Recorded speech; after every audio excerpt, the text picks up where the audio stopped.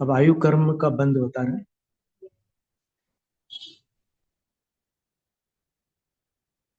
आयु कर्म का सबसे पहले नरक आयु। मिच्छादिठि महा, मिच्छादिठि महा, मिच्छा, कैसे पढ़ेंगे इसको? अक्षर की बात नहीं है, मात्राओं की बात।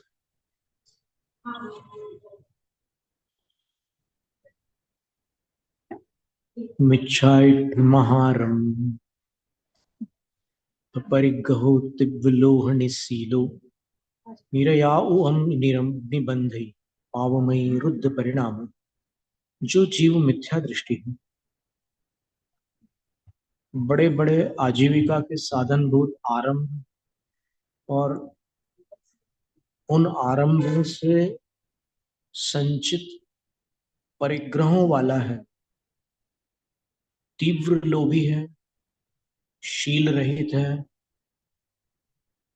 पापमयी है अर्थात पाप की मूर्ति है, और क्रूर परिणाम वाला वह नरकायु।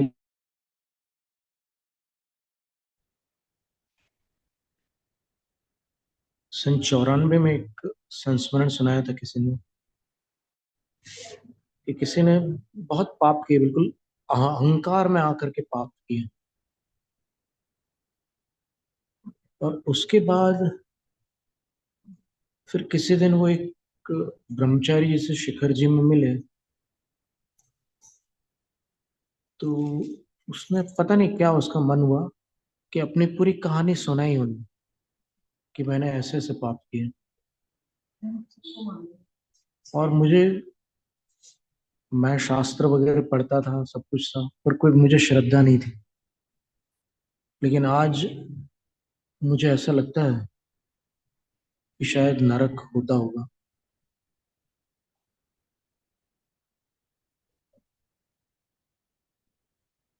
ऐसा उसने बोला था।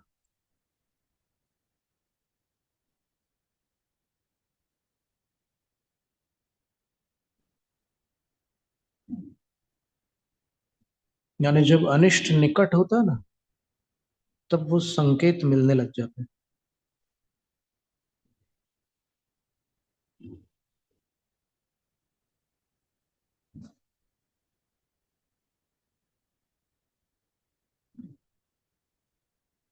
सांगली के ओर का एक आदमी, सांगली सांगली सांगली उस ओर शिखर जी गया। जिंदगी भर बहुत पाप किए, लेकिन क्या मन आया एक बार शिखर जी की वंदना करके आऊंगा। वहां गया, योग ऐसा बन गया, वहां जाते ही उसके आंख की ज्योति चली गई, पूरा अंधा बन गया। अरे तो फिर पश्चाताप में आकर रोने लगा, बहुत रोया, बहुत रोया। आखिरकार वहां रहकर ही उसने अपने किए हुए पापों की इतनी कड़ी आलोचना की और ऐसी प्रार्थना की, हे भगवान, मैंने पाप तो बहुत किए, क्या मालूम जिसके फलस्वरूप मुझे नरकायु का बंध हुआ होगा, तभी तो यहाँ आकर भी मुझे दर्शन नहीं हो रहे। इसी स्थिति में मैं वापस चला जाऊंगा तो समाज में मेरी इज्जत क्या रहती थी। मेरा पश्चाताप सही है, दिल से है, तो आज तक किए हुए पापों के फलस्वरूप इसी क्षेत्र पर मेरी मौत भी हो जाए। कुछ दिन रुका और वही उसकी मौत भी ओहो, हो गई। कितनी बड़ी बात है।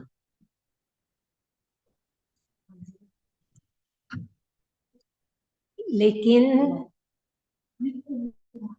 अगर 11वें गुणस्थान का जीव वापस लौटकर जो अबद्धाइष्ट है नरक भी जा सकता है, तो इस भाव में किसी ने शिखर जी की वंदना की तो आगे चलकर उसके संसार के जितने भी भाव शेष हो, क्या किसी भाव में वह नरक और तिर्यक गति में नहीं जाएगा? एक बार वंदे जो कोई, ताको नरक पशु गति नहीं होई, ऐसा जो शिखर जी का महात्म्य बताया जाता है। हाँ जी। वो मोक्ष जाने तक हर एक भाव के लिए लागू है या इस भाव में जिसने ये वंदना की अच्छा अच्छा, इस भाव तक सीमित है? हाँ, ये अच्छा प्रश्न है। पर अभी मान्यता तो ये है कि ताहि नरक पशु गति नहीं हुई, तो उसकी कोई ऐसी अवधि न बनाकर उसको नरक पशु गति नहीं हो सकती। वर्णी जी ने मेरी जीवन गाथा में जो बात कही है कि सम्यक दृष्टि जीव जो वंदना करता है, वो सम्यक दृष्टि होने के कारण उसको कभी नरक और पशु गति नहीं हो सकती है, ऐसा हमने घटित किया। ये बात तो ठीक है कि सम्यक तो छूट भी सकता है। अगर एक मुनिराज इमली के पेड़ के जितने पत्ते उतने भाव ये शेष है, कथा कहीं मिली नहीं वैसे, दो इमली के पत्तों मुनिराजों वाली, की कथा, लेकिन वो एक के 10 भाव बताए, एक के इमली के पेड़ के जितने पत्ते उतने भाव बतलाए, तो उन्होंने निगोद जाने का निदान बंद किया। अब निगोद पर्याय निदान से प्राप्त नहीं होते ना। निदान जो होता है वो सांसारिक सुख संबंधी होता है, निगोद कोई सांसारिक सुख नहीं है। ये सब कई बातें आ रही है उसमें, उस कथा में सिद्धांत से थोड़ी सी विचारणी है। तो वो कथा कहीं मिली नहीं, पढ़ने हमने बहुत ढूंढी तो है अभी। ऐसे ही सुनी सुनाई बात लगती है। हाँ,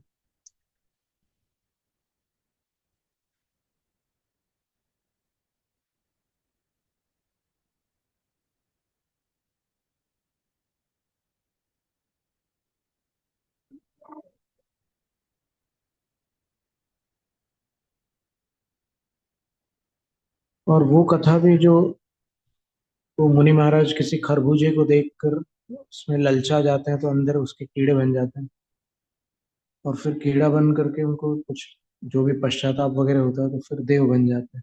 तो ऐसा नहीं हो सकता, विकलेंद्री जीव देव नहीं बनता, हाँ, सैनी जीव ही और असैनी बनता है। तो वो तो भवनत्रिक में, वो भी भवनवासी और व्यंतरों में, ज्योतिष के देव में भी असैनी जीव जाता है क्या ज्योतिष के देव में? देखना। हम्म, अभी इसमें आया तो था कुछ कहीं पर। ठीक है, तो ये अभी नरकायु की बात चली थी कि इतने प्रचंड वो होते हैं।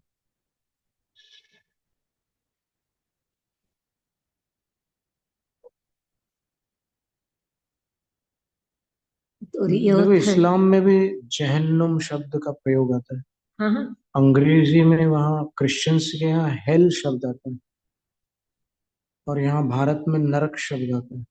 हिंदू भी हिंदू धर्म में नरक रव शब्द, रव नरक, हाँ। रव रव नरक करके हम्म कहा करते हैं। अगर किसी ने बहुत सताया, पैसे नहीं लौटाए, ऋण लेकर ही जाना चाहे, तो उसके बारे में हिंदू भी कहा करते हैं, रव रव नरक तुम्हें जाना पड़ेगा। हम्म और कोई अधिक खाने के लिए लालायित होता है, कितना भी खाने पर तुष्टि नहीं होती, तो ऐसे व्यक्ति के लिए अन्य रूप भी कहा करते हैं। काल से आया है क्या जो इतना खा खा कर रहा? काल से। काल से मतलब? काल किसी नरक के अच्छा अच्छा। बिलक का नाम। ओ। काल से आया हुआ है क्या ठीक ठीक। जो इतना खा खा कर रहा है? हम्म।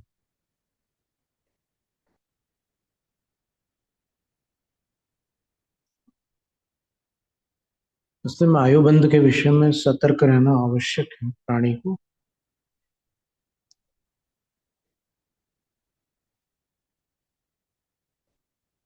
भुज्यमान आयु की मर्यादा का पता नहीं, तो आठ आकर्षण कल कब आए जाए इसका भी कोई पता नहीं। हम्म। भुज्यमान आयु की मर्यादा का पता नहीं, हाँ जी। तो आठ आकर्षण काल हाँ, कब आ रहे हैं कब जा रहे हैं कुछ कैसे पता चलेगा? इसका कोई पता नहीं। हम्म।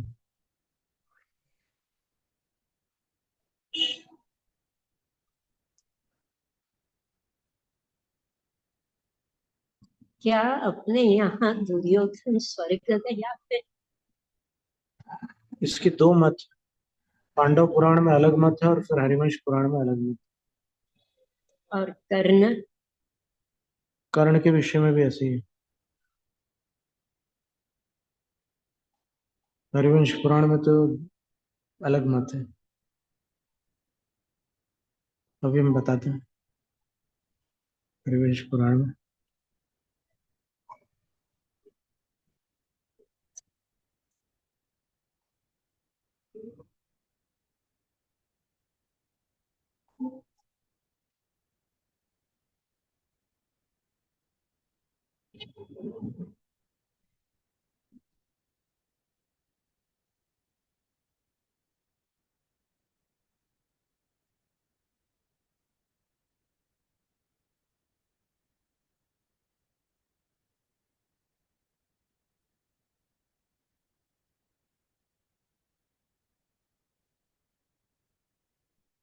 वो उत्तर पुराण वाला वो काव्य कहाँ मिलेगा जिसमें ये लिखा है ना कि जब भी कोई बुरा काम करने की इच्छा हो तो ये सोचना कि इस समय आयु बंधेगी तो कहाँ जाना पड़ेगा।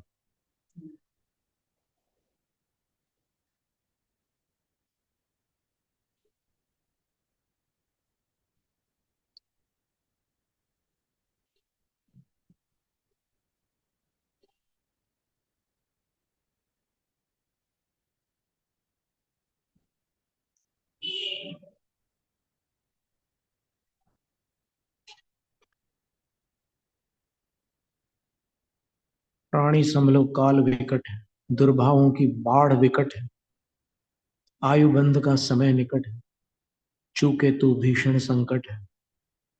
मत निश्चिंत रहो तुम सोते, वरना सदा रहोगे रोते। अगर आज तुम अवसर खोते, खाओगे गतियों में गोते।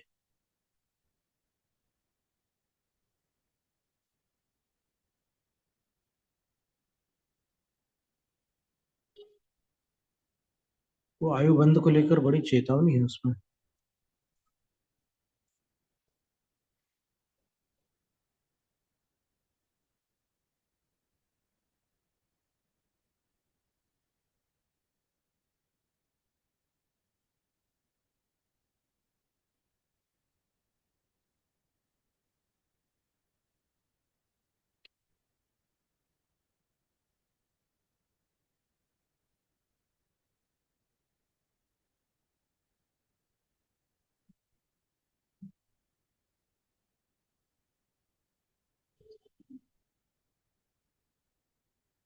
ये तत्काल मिल नहीं रहा है, इसे उत्तर पुराण में मिल जाएगा अभी। तो यहाँ पर उत्तर पुराण साक्षात भी रखा है। नहीं, दुर्योधन वाला तो इसमें है हरिवंश पुराण में।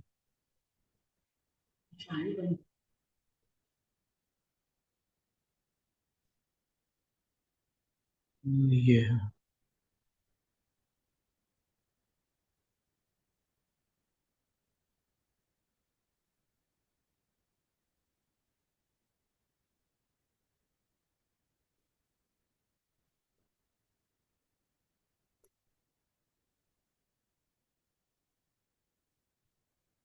ये लिखा।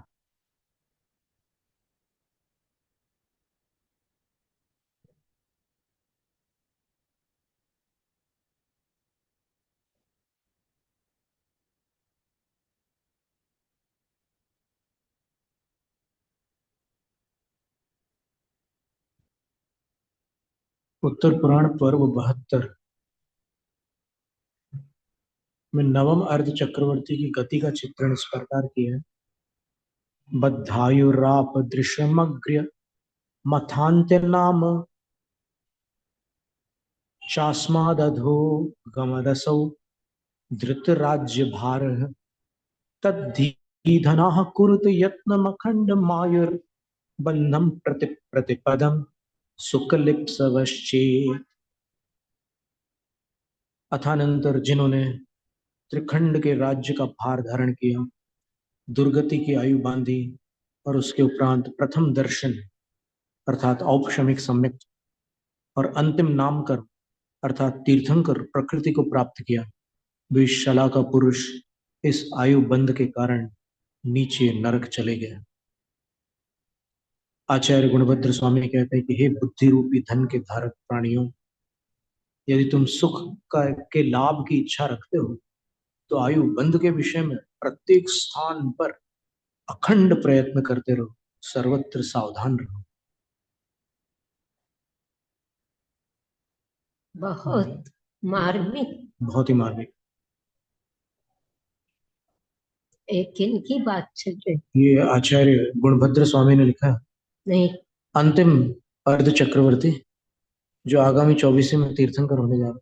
श्री कृष्ण।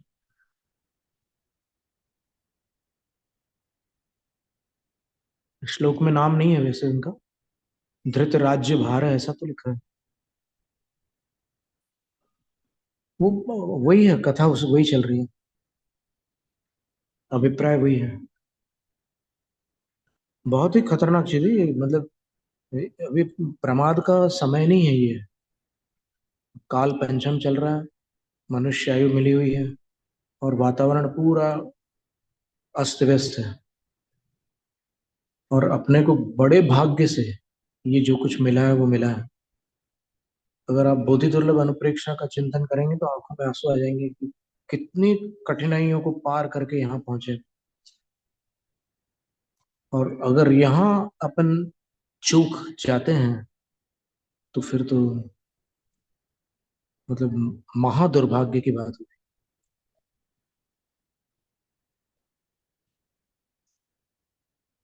अब तिर्यंश आयु के आसरो बंद प्रत्यय बतलाते हैं। उम्मग्ग देशौ सम मग्नासौ गूढ़ह्यय माइल्लो षडशीलो य ससल्लो तिर्याओ निबंधये जीवो। जो उन्मार्ग का उपदेशक है, जो सन्मार्ग का नाशक है, जो गूढ़ हृदय है अर्थात जिसका हृदय किसी को समझ में ही नहीं आता, वो कब क्या कर डाले कुछ समझ में ही नहीं आता, और माइल लो मायाचारी है, और दुष्टता जिसका स्वभाव है, शाठ्यशील है, ससल और शल्य सहित वह जीव तिर्य गायों को बांधता है।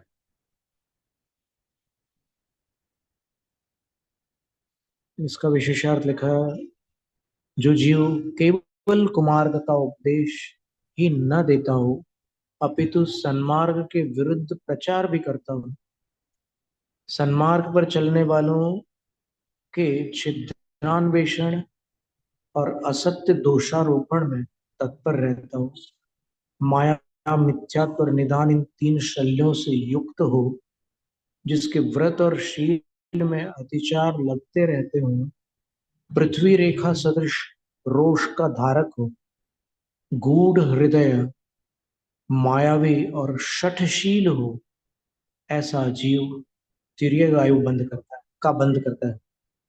यहाँ पर अंतिम तीनों विशेषण विशेष रूप से विचारणीय है, जिसके हृदय की बात का पता कोई न चला सके उसे गूढ़ हृदय कहते हैं। जो सोचे कुछ और करे कुछ और उसे मायावी कहते हैं। जो मन में कुटिलता रख करके अपने वचनों से मधुर भाषी हो उसे शठशील कहते हैं। ऐसा जीव दीर्घायु का बंध करता है। अब मनुष्य आयु के बंध प्रत्यय का निरूपण करते हैं। पैडीय तणुक साऊ दानरो सील संजम विहूणो मध्यम गुणे ही जुत्तो मणुआऊ मणुयायु निबंधे जीवो। जो प्रकृति से मंद कषाई है, स्वभावतः जिसकी कषाय तीव्र नहीं है। दान रहो, दान में रति रखने वाला, दान में जिसको प्रीति है, दान देने में जिसको बहुत अच्छा लगता है। शील संयम विहूण हो, शील संयम से रहित।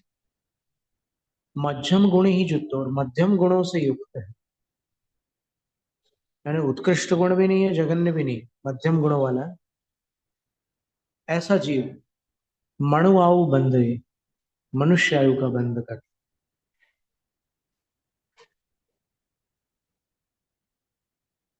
जो स्वभाव से शांत और अल्प कषाय वाला हो, प्रकृति से भद्र और विनीत, समय समय पर लोकोपकारक कार्यों में दान देता हो, अप्रत्याख्यान और कषाय के तीव्र उदय होने से व्रतशील आदि नहीं पालन कर सकता, तब भी मान मानवोचित दया क्षमा आदि गुणों से युक्त हो, बालुका राजी सदृश रोष का धारक, न अति संक्लेश परिणाम का धारक हो और न अति विशुद्ध परिणाम का धारक हो, किंतु सरल हो, सरल कार्य करने वाला हो, ऐसा जीव मनुष्य आयु कर्म का बंध पाता है। अब देवायु के बंध का वर्णन। अणुवयम वही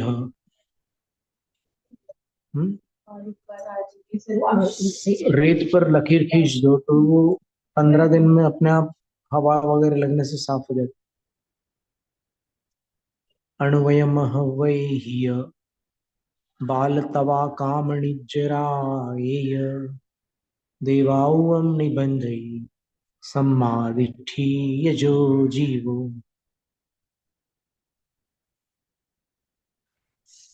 अणुव्रत महाव्रत सहित जीवों, जो अणुव्रत महाव्रत सहित जीव है वह, अथवा बाल तवाकाम निर्जराय जीव, बाल तप और अकाम निर्जरा सहित जो जीव वह, अथवा सम्मा इट्ठी जीव, सम्यक दृष्टि जीव, ये देवायुवम निबंध, देवायु का बंधन बांधते हैं। जो 5 अणुव्रतों और सप्तशीलों का धारक, महाव्रतों को धारण कर षजीव निकाय की रक्षा में निरत, तप और नियम का पालक, ब्रह्मचारी है, सराग संयमी है, अथवा बाल तप और अकाम निर्जरा करने वाला है, ऐसा जीव देवायु का बंध करता है। संयम देवायु के बंध का कारण और सराग संयम का अध्वान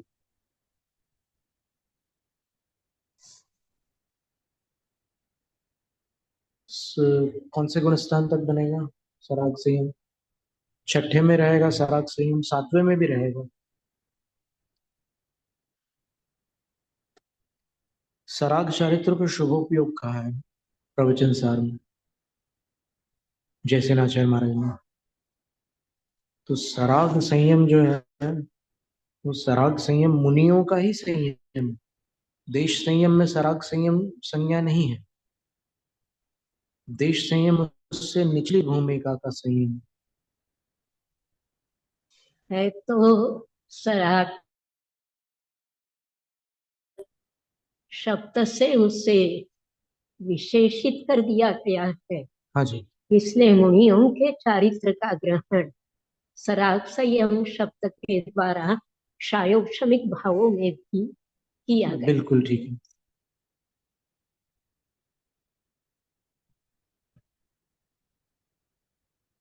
त्रयोक्षणिक भाव में सम्यक तो चारित्र संयमा संयमाश्च ऐसे किए। पहले तो 15 भाव बताते, फिर ये 3 अलग से बताए च। तो जो चारित्र है, तो वो चारित्र सराग चारित्र। और क्षायोक्षमिक चारित्र 7वें तक ही बनेगा। बिल्कुल 8वें से औपशमिक या क्षायिक क्षायिक होगा नियम से। तो ये जो बात आई वो 6ठे 7वें की आई, क्योंकि संयक का संयक भाव अलग बता दिया। बिल्कुल 5वें का हाँ और चौथे तक कोई चारित्र नहीं बताया। ठीक है। तो ये जो स्वरूपाचरण चारित्र वाली बात इस सूत्र के द्वारा बाधित होगी। 53 भावों में नहीं बन पाता वो स्वरूपाचरण, 53 भावों से पृथक मानना पड़ता है उसको। क्योंकि देखो चारित्र गुण की एक काल में कितनी पर्याय हो सकती, किसी भी गुण की एक ही पर्याय होती है। या तो जिस समय संयमा संयम पर्याय है उस समय सराग संयम पर्याय तो नहीं हो सकता। जिस समय सराग संयम पर्याय है उस समय औपशमिक या क्षायिक चारित्र की पर्याय तो नहीं बन सकती। हाँ, भले संज्वलन कषाय नवनो कषाय 8वें में है, लेकिन उनको औपशमिक और क्षायिक की श्रेणी में गिना गया। बिल्कुल सेड़िये को भावो तो खइयो ओ समयो, ऐसा है ना। भाव के जहां पर वर्णन है, भागा भाग शब्द का प्रयोग धवला में ना। भागा भाग तो अल्प बहुत्व अच्छा में आता है। ऐसा भावानुगम 5वीं पुस्तक में आया हाँ ठीक है। और 7वीं पुस्तक में दिखाया। ठीक है महाराज एक प्रश्न है। हाँ जी। सर आपका 10वें गुण स्थान पे अंक बने क्या? अच्छा सरागता दशम गुण स्थान के अंत तक बनेगी। राग के उदय की अपेक्षा से सरागता 10वें विवक्षित कर सकते हैं, 10वें पर जो सिद्धांत में कथन है कि जहां कर्मों का क्षय करते हुए दशम गुण स्थान को प्राप्त कर रहे हैं तो वो सूक्ष्म सांप्राय चारित्र क्षायिक है, और जहां कर्मों का उपशम करते हुए सूक्ष्म सांप्राय प्राप्त कर रहे हैं वो औपशमिक है। अरे एक जगह पर विवक्षा अलग है, विवक्षा लगाई जा सकती है। अपेक्षा अलग है। देखो सराग अवस्था तो दशम गुण स्थान तक मानी जा सकती है, लेकिन उस सराग अवस्था को सराग चारित्र कहेंगे क्या, ये प्रश्न है। तो प्रश्न का उत्तर यही है कि वहां पर चूंकि कर्मों के क्षय से सूक्ष्म सांप्राय में पहुंचे, वो तो देशघाती का उदय चल रहा है उसमें, तो वो औदैहिक भाव है। सूक्ष्म लोभ का जो उदय चल रहा है वो 21 औदैहिक भावों के अंतर्गत कषाय भाव है, तो वो उसको अपन चारित्र नहीं कह रहे हैं। सूक्ष्म लोभ के उदय को चारित्र नहीं कह रहे हैं। सूक्ष्म लोभ के उदय से जो अंतरंग में बाकी का जो अभाव हुआ है, चारित्र औदैहिक होता है क्या? औदैहिक होता हो तो फिर यथाख्यात चारित्र की नहीं नहीं व्यवस्था क्या यथाख्यात बनी? की नहीं, किसी भी चारित्र की। सिर्फ चौथे गुण स्थान तक जो असंयम भाव है उसको औदैहिक बताया उन्होंने। ठीक है, बाकी सारे चारित्र कोई भी औदैहिक नहीं। अगर चारित्र औदैहिक भाव होता तो मोक्ष मार्ग में क्यों कहा गया? औदैहिक भाव तो कर्मों के उदय में होते। बिल्कुल कर्मों का उदय कहीं सिद्धत्व का कारण है क्या? तो फिर बिल्कुल ठीक है। 148 कर्मों का क्षय करके सिद्धत्व क्यों कर? चारित्र मोक्ष का कारण है, तो मोक्ष का कारण औदैहिक औदैहिक भाव हो ही नहीं सकता, चाहे वो सम्यक दर्शन हो, सम्यक ज्ञान हो या सम्यक चारित्र हो। बहुत महत्व की चर्चा है ये, आप सुने दे। तो वो जो वहां सूक्ष्म पर लोभ का उदय है वो सरागता तो है, लेकिन उसका नाम चारित्र नहीं है। समझ में आ रहा है? देखो लोभ का उदय और सूक्ष्म सांप्राय चारित्र, सूक्ष्म सांप्राय के साहचर्य से उस चारित्र का नाम सूक्ष्म सांप्राय है, लेकिन वो जो चारित्र है वो अपने आप में कौन सा भाव है? या तो औपशमिक है या क्षयिक है, तीसरा भाव हो ही नहीं सकता। क्योंकि बाकी के कषायों का उपशम या क्षय करते हुए जीव वहां तक पहुंच गया है। तो दशम तो गुणस्थान उतने अंश में सराग उपशम भाव। अथवा क्षय से ही प्राप्त होता है, हाँ। इसलिए वो औपशमिक या क्षयिक ऐसा है। और एक प्रश्न, सराग ऐसा नहीं, सरागता सातवें तक नहीं है, सरागता दशवें तक है, सराग चारित्र सातवें तक। क्योंकि शुभोपयोग होता है, सराग चारित्र का दूसरा नाम शुभोपयोग है, वो सातवें तक हो सकता है। उसमें बाकी के कषायों के क्षयोक्षम की विवक्षा रखकर उसे सात्विक तक बतलाया। एक मिनट, एक गाथा है ना, किसमें है? कुंद कुंद आचार्य के ही वांग्मय में है कि शुभोपयोग से देवायु का बंध होता है। आते हैं ना एक प्रवचन सार प्रवचन सार में आता, जुत्तो सुहेण आदा, प्रारंभ के कुछ शुरू गाथाओं में में एक गाथा में पद्य आई, हैं जिसमें शुभ से युक्त आत्मा देवायु का बंध बांधती, और देवायु का बंध अगर सातवें गुण स्थान तक हो रहा है तो फिर सातवें गुण स्थान में शुभ से युक्त आत्मा है, ये मानना ही पड़ेगा। सातवें गुण स्थान में शुद्धोपयोग ही होता है, ये धारणा समुचित नहीं है। अगर शुद्धोपयोग से जघन्य शुद्धोपयोग हो सकता है ध्यानावस्था में, प्रवृत्ति में नहीं हो सकता। और सातवें गुण स्थान में प्रवृत्ति पाई जाती है, सातवें गुण स्थान में निवृत्ति भी होती है, प्रवृत्ति भी होती है, दोनों हो सकते हैं। और छठे में भी निवृत्ति हो सकती है। बाहुबली स्वामी 1 वर्ष तक खड़े हुए हैं तो छठे में नहीं गए क्या? हजारों बार गए। फिर कालाधु गम का मेल कैसे बैठे? बनेगा ही नहीं वो। तो बात ऐसी है कि सप्तम गुण स्थान में केवल निवृत्ति होती है, ऐसी धारणा नहीं है, आगम सम्मत नहीं है। क्योंकि अपन देखते हैं कि परिहार विशुद्धि संयम के धारी जो साधु हैं वो प्रतिदिन 2 कोस गमन करते हैं, प्रतिदिन। और 2 कोस गमन करते तक छठा गुणस्थान नहीं रहता। रह सकता है क्या 2 कोस गमन करे और छठा ही बना रहे? इतना काल ही नहीं है छठे गुणस्थान का। 2 कोस गमन करने में घंटों लगते हैं। 2 कोस का मतलब क्या हुआ? 4 मील, सा- 4 मील यानी 6.5 किलोमीटर। 6.5 किलोमीटर हो गया। तो 6.5 किलोमीटर चलने में एक कम से घंटा तो कम लगेगा, कम से एक कम एक घंटा घंटा तो तो लगेगा। लगेगा, कितना भी स्पीड से और छठे चले। गुणस्थान का काल 1 घंटा होता ही नहीं है। अंतर मुहूर्त तो वो एक बदला। घंटे तक चल रहे हैं, या फिर गणधर देव उपदेश दे रहे हैं और उपदेश कर रहे हैं, तो काफी देर तक उपदेश हो रहा है उनका। या फिर श्रवण कर रहे हैं, जिन दिव्य ध्वनि का श्रवण कर रहे हैं, तो दिव्य घंटी ध्वनि 2 घंटे 24 मिनट तक होती है। तो 2 घंटे 24 मिनट तक ऐसे हाथ जोड़ करके सुनते हैं सारे श्रोता। अब जिनके हाथ नहीं जुड़ते उन तिर्यंचों की बात नहीं है, लेकिन बाकी सब हाथ जोड़ करके सुनते हैं। तो वो जो काल है, उतने काल तक जितने मुनिराज हैं छठे सातवें वाले वहां समूह शरण में, क्या वो सातवें में नहीं जाते? अवश्य जाते हैं। स्वस्थान अप्रमत्त दशा को छूकर बिल्कुल वापस। जाते हैं, वो तो सातवें छठे में चालू ही रहता है उनका। और रात को सोते समय भी ऐसा होता है, परिवर्तन तो चलता रहता है। तो वो सराग चारित्र सातवें गुण स्थान तक है, सराग अवस्था सातवें तक नहीं है, सराग चारित्र सातवें तक। सराग अवस्था तो दशम तक है।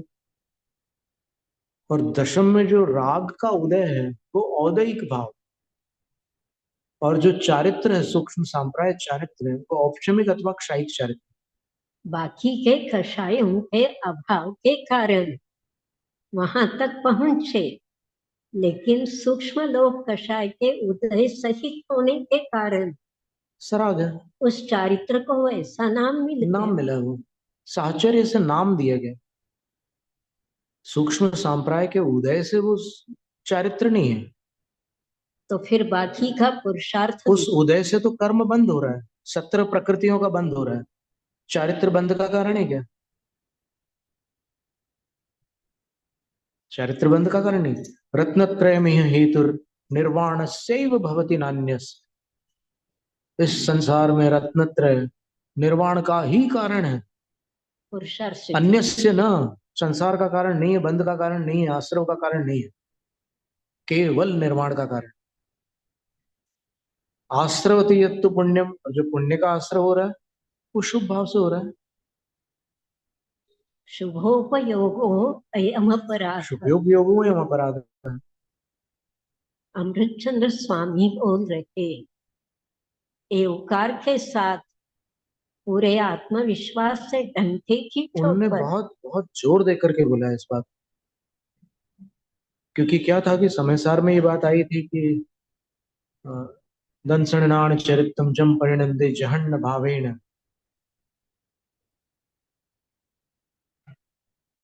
दर्शन ज्ञान और चारित्र जब जगन्य भाव से परिणमन करते हैं तो फिर उससे जीव को बंध होता है। तो फिर क्या हो गया कि इससे रत्नत्रय बंध का कारण हो गया, लेकिन उसको उन्होंने वहां पुरुषार्थ सिद्ध उपाय में एक अलग से प्रकरण बनाकर स्पष्ट किया कि रत्नत्रय निर्वाण का ही कारण है, बंध का नहीं है।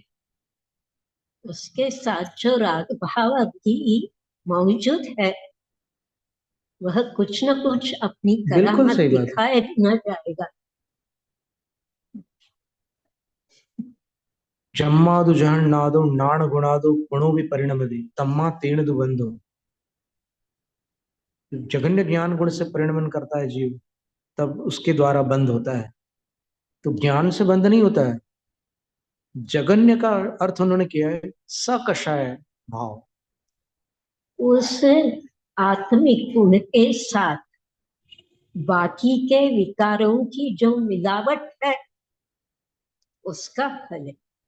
फिर वहां पर प्रश्न उठाया उन्होंने और भी अच्छे शंका समाधान किए कि देवायु, आहारक शरीर, देवायु, इन पुण्य प्रकृतियों का बंध रत्नत्रयधारी मुनिवरों को क्यों होता है? पुरुषार्थ सिद्ध बात। ये प्रश्न किया। तो फिर उसका उत्तर दिया,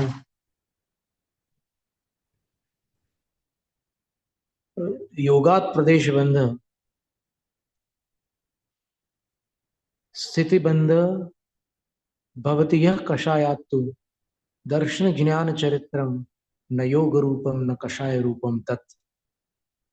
योग से प्रदेश बंद होता है, कषाय से नहीं, योग से प्रकृति बंद होता है और कषाय से स्थिति बंद होता है। सम्यक दर्शन ज्ञान और चारित्र न तो योग है न कषाय है, तो उनसे बंद हो ही नहीं सकता, उनसे मुक्ति होती। बहुत सुंदर बात है। तो ऐसे श्लोक ग्रहण करके मिथ्यात्व किंचित कर को अनुमोदन मिलता है। अब वो विषय है वैसे लेकिन वहां पर बंद प्रत्ययों में जो मिथ्यात्व के ना सम्यक्त को सम्यक्तंच करके भी देवायु का बंध बताया, आश्रव बताया, तो उसका उसका भी समाधान पुरुषार्थ सिद्ध उपाय में किया है कि सती सम्यक तो चरित्र, सम्यक्त और चारित्र के होने पर योग और कषाय बंधको भवतः बंधक बन जाते हैं। ना सती, अगर सम्यक्त और चारित्र न हो तो उस जीव के योग और कषाय तीर्थंकर प्रकृति आदि के बंधक नहीं हो सकते। यानी सम्यक्त और चारित्र के होने पर आहारक द्वेक या तीर्थंकर प्रकृति का बंध योग और कषायों से हो सकता है, लेकिन सम्यक्त के अभाव में ये संभव नहीं है, सम्यक्त और चारित्र के अभाव में। इसलिए तत्पुनरस्मिन उदासीनम, रत्नत्रय वस्तुतः उसमें उदासीन रहता है। रत्नत्रय के साथ जो योग और कषाय वो सक्रिय होते हैं, वो बंध के प्रधान कारण होते हैं। और उसमें फिर उदाहरण दिया उन्होंने कि किसी का हाथ जल गया तो बोले कैसे जला? बोले घी से जल गया। ये दहत घृत मित यथा व्यवहार तादृशो रूढ़ी मित। ये व्यवहार के कथन है, वास्तव में घी ने नहीं जलाया, अगर घी जलाता तो जले हुए पर घी क्यों लगाता? घी के साथ जो घी, गर्माहट अग्नि के है, संसर्ग से जो घी में उष्णता आ गई है, उसने जलाया है। ये कितना सटीक उदाहरण है कि घी से जला है, तो फिर घी क्यों लगा रहा उसमें, जले हुए पे? तो इससे स्पष्ट है कि घी नहीं जला रहा है, गर्म घी था इसलिए जल गया। और एक बात है, पुराने काल में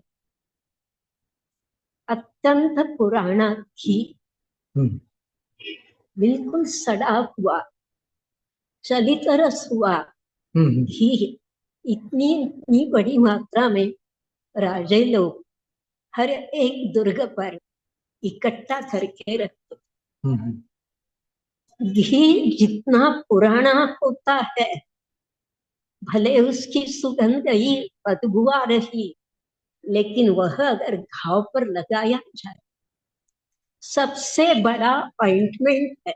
सही बात।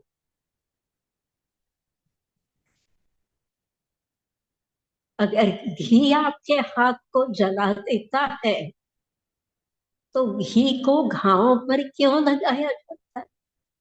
बस उसी प्रकार घी के स्थान पर दर्शन और चारित्र है। हाँ, तो उसमें जो कषाय की गर्माहट रहती है, उससे आश्रव होता है, और इससे आश्रव नहीं होता। आचार्य मूलभूत सिद्धांतों पर अत्यंत अडिग एवं अटल है, दृढ़ है, विचलित नहीं होते। हम्म, कोई कैसे आड़े हाथों से उन्हें क्रॉस करना चाहेगा, हाँ, वे करणान योग में भी उतने ही एक्सपर्ट है। बिल्कुल ना, सभी में। अभी अकाम निर्जरा क्या है, इसके बारे में लिखा, बिना इच्छा के पराधीन होकर जो भूख प्यास की और शीत उष्णा आदि की बाधा सहन की जाती है, जो ब्रह्मचर्य भी पाला जा सकता है, इच्छा नहीं है लेकिन वातावरण वैसा है तो वहां पर ब्रह्मचर्य पालना पड़ता है। तो उस समय जो अंदर ही अंदर एक शांत रहने का वो रहता है उपक्रम, उस समय जो कर्म निर्जरा हो जाती है उसका नाम अकाम निर्जरा। कारागार में परवश होकर पृथ्वी पर सोना, रूखा सूखा भोजन करना, स्त्री के अभाव में विवश होकर ब्रह्मचर्य पालना, सदा रोगी रहने के कारण परवश होकर पथ्य सेवन करके अपत्य का त्याग करना, इनसे जो कर्मों की निर्जरा होती है उसका नाम अकाम निर्जरा है, और इससे देवगति।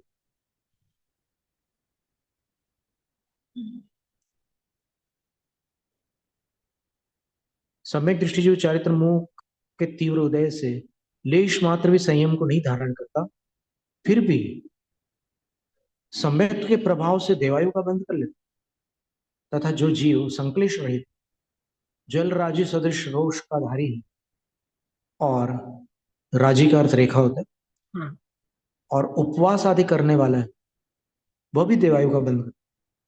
यहाँ इतना विशेष जानना कि सम्यक और अनुव्रत महाव्रत धारी जीव कल्पवासी देवों की ही आयु का बंध करते नहीं। ये सम्यक्ति के लिए तो ठीक है, लेकिन अनुव्रत महाव्रत के लिए नियम नहीं है।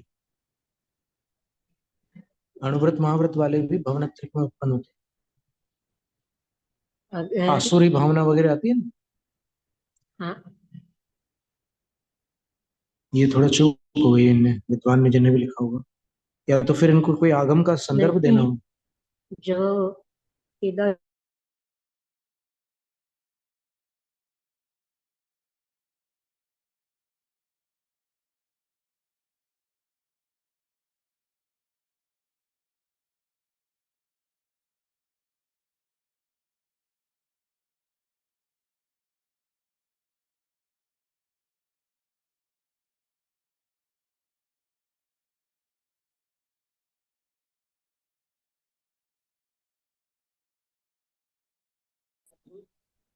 तो ये अभी हम क्या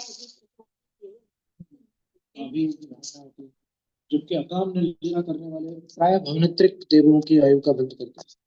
बाल तप करने वाले यथासंभव सभी प्रकार के देवों की आयु बंध करते हैं। इस प्रकार ये आयुबंध का वर्णन यहाँ पर समाप्त हुआ। इसके आगे नाम कर्म का वर्णन प्रारंभ हुआ। चिरम आराधितम मरणे विराधिते देव दुर्गतिम चायते। अच्छा। जिंदगी पर बहुत कुछ आराधना की, मरण के समय अगर परिणाम बिगड़ जाएंगे तो ऐसे जीव देव दुर्गति यानी भवनत्रिक में जाते।